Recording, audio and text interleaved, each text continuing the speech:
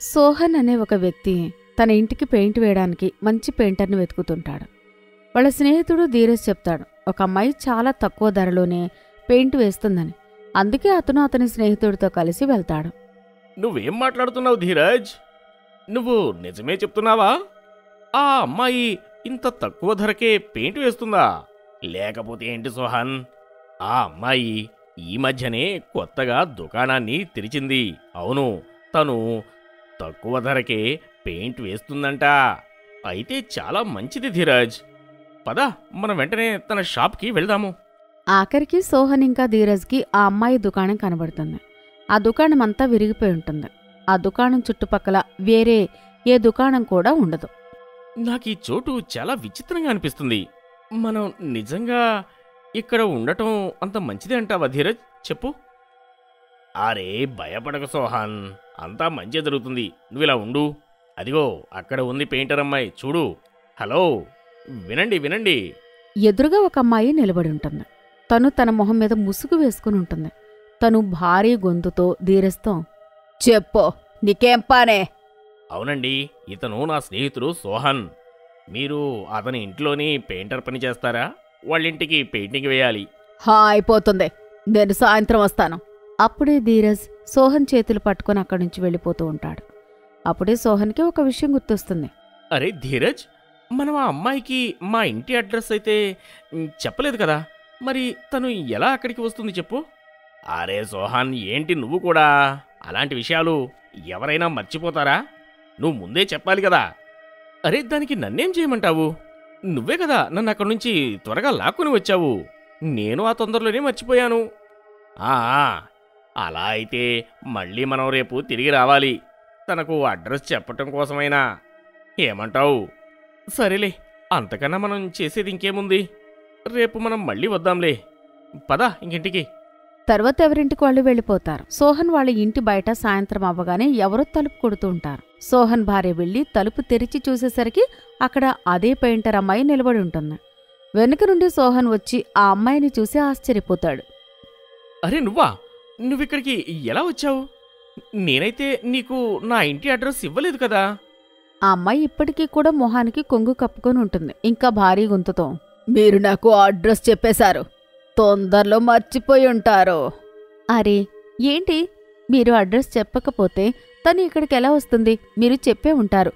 సరే, త్వరగా పెయింటింగ్ మొదలుపెట్టండి. సునైన ఆ పెయింటర్ అమ్మాయిని లోపలికి వెళ్లమని చెప్తుంది. ఆ అమ్మాయి ఇప్పటికీ కూడా మొహానికి కొంగు కప్పుకొనే పెయింటింగ్ వేస్తూ ఉంటుంది. సోహన్కి మాత్రం ఇదంతా చాలా విచిత్రంగా అనిపిస్తుంటుంది. అందుకే అతను వెంటనే ధీరజ్కి ఫోన్ చేసి జరిగిన విషయమంతా చెప్తాడు. అరే ధీరజ్, నువ్విక్కడికి రావడం చాలా మంచిదైంది.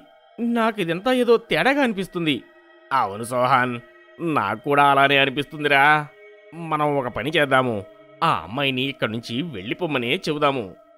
ఎందుకంటే నీకే మంచిగా అనిపించినప్పుడు మనం తనతో పని చేయించుకోవడం అవసరమంటావా? చెప్పు. అవును, మనం పంపించేద్దాం, అదే మంచిది. సోహన్ ఇంకా ధీరజ్ గదిలోకి వెళ్ళబోతారు.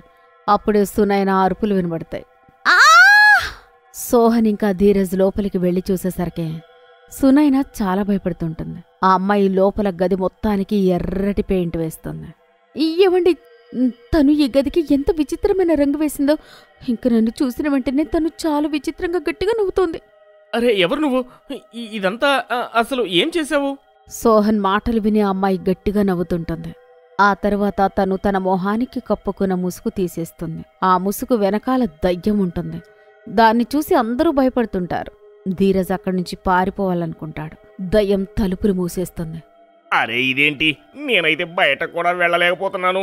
అరే నేనిక్కడ ఇరుక్కున్నాను. ఒరే ధీరజ్, నువ్వు నన్ను ఇక్కడ ప్రమాదంలో పడేసి ఎక్కడికి రా పారిపోతున్నావు? వెళ్ళకరా, ఉండరా. ఇప్పుడు ఎవ్వరు ఎక్కడికి వెళ్ళలేరు, అందరూ ఇక్కడే ఉంటారు.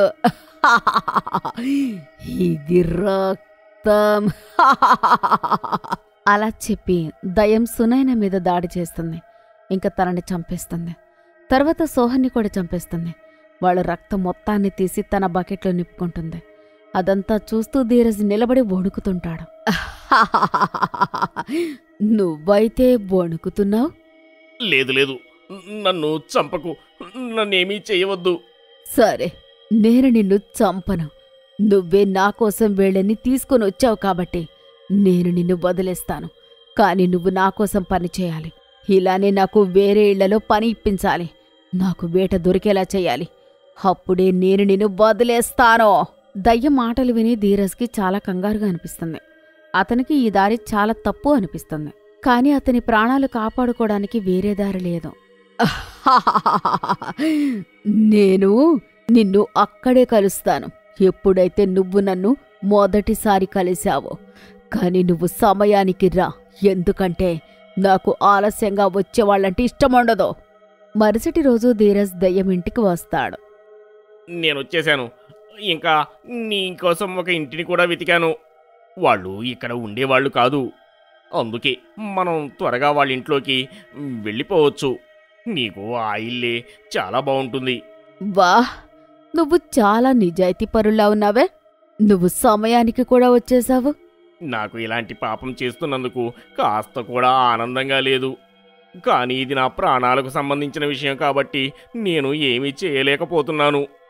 ఏదైనా సరే, ముందు నువ్వు నా వేట దగ్గరికి నన్ను తీసుకొని వెళ్ళు. ఆ తర్వాత ధీరజ్ దయ్యాన్ని ఆ ఇంటికి తీసుకుని వెళ్తాడు.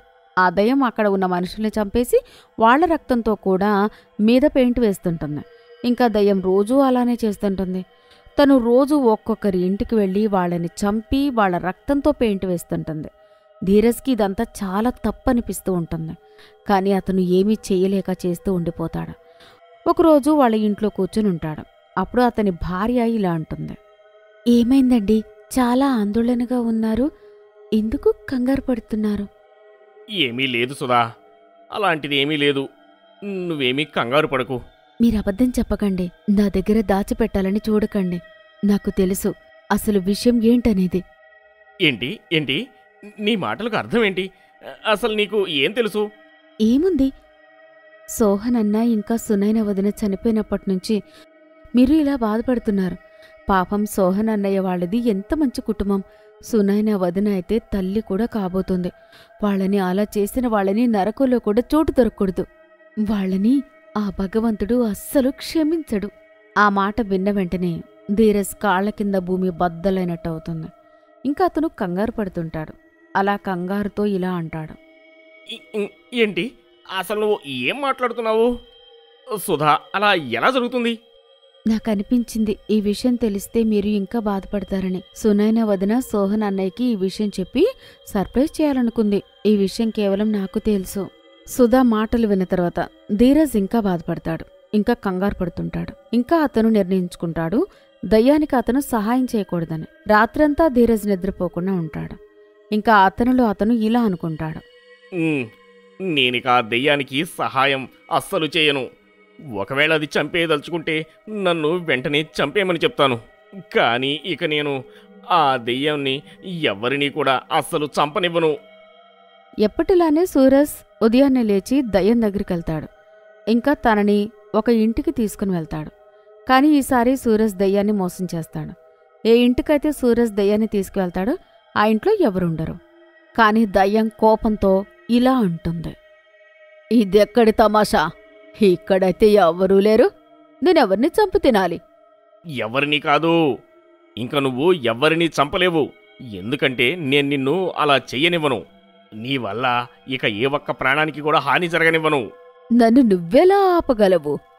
నువ్వొక మామూలు మనిషివి, కాని నేను దయ్యాన్నే. దయ్యం మాటలు విన్న వెంటనే ధీరజ్కి అర్థమవుతుంది. అతను వెంటనే పరిగెడుతూ వెళ్తాడు. ఇంకా దయ్యం యొక్క రక్తంతో నిండిన బకెట్ తీసుకొనొస్తాడు. అది చూసి దయ్యం తడబడుతుంది. అరే అరే, నువ్వేం చేస్తున్నావు పిచ్చోడా? ఆగు, లేకపోతే నేను నిన్ను వదిలిపెట్టను. దయ్యం ధీరజ్ని ఆపడానికి ముందుకెళ్తూ ఉంటుంది. అంతలోపే ధీరజ్ ఆ రక్తంతో నిండిన బకెట్ కింద పడేస్తాడు. కింద పడేసిన వెంటనే బకెట్ విరిగిపోతుంది. అందులో ఉన్న రక్తమంతా కింద పడిపోతుంది. అలా పడిపోయి బకెట్ విరిగిపోయిన వెంటనే దయ్యం శక్తులన్నీ పోతాయి. తను ఒక ముసలిదానిలా మారిపోతుంది. ఇప్పుడు దయ్యం పరిస్థితి ఎలా అవుతుందంటే తను కనీసం లేచి ఒక అడుగు కూడా వేయలేకపోతుంది.